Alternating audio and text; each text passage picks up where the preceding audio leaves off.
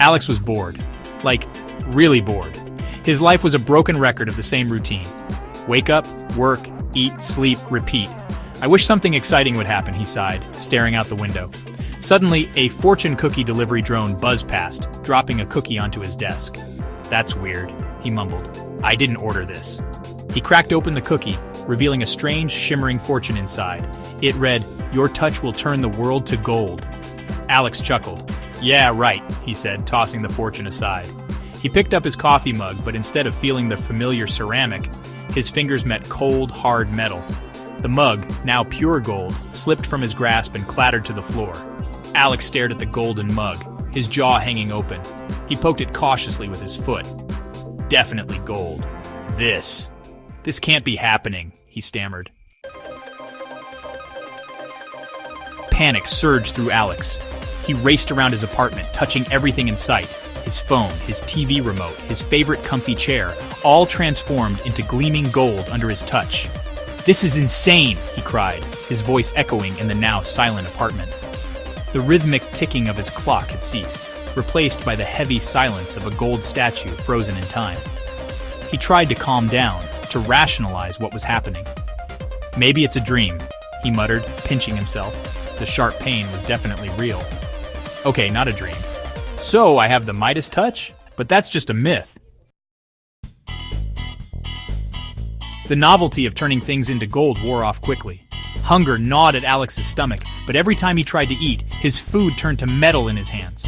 A juicy burger became a golden brick, and a crisp apple morphed into a heavy, inedible orb. I'm going to starve, he groaned, tossing the golden apple onto the counter. It landed with a heavy thud, the sound amplified by the surrounding metal. His phone, now a useless golden brick, offered no solace or way to contact for help. This is a disaster, he sighed, running a hand through his hair. Except he couldn't. His hand froze midair, stopped by the solid gold hair that now adorned his head. This day just keeps getting better, he mumbled sarcastically. Section 4. The Curse of Midas. The true horror of his situation dawned on Alex when his neighbor, Mrs. Peters, popped in to borrow some sugar. Oh, Alex, you'll never believe, she began, stopping short as she saw the state of his apartment. Before Alex could stop her, Mrs. Peters reached out and patted his arm sympathetically. Instantly, she froze, her hand permanently fixed in a gesture of concern, her entire body transformed into gleaming gold. No, no, no! Alex cried, recoiling from the horrifying sight. He had inadvertently turned Mrs. Peters, his kind, cat-loving neighbor, into a golden statue. And to his horror, he realized her cat, which had been nestled in her arms, had also suffered the same fate. Section 5. Desperate Measures. Desperate, Alex did the only thing he could think of. He searched online for Midas Touch reversal using his computer, wearing oven mitts to avoid turning it into gold. The search results were less than helpful, filled with articles about the mythical king and his unfortunate predicament.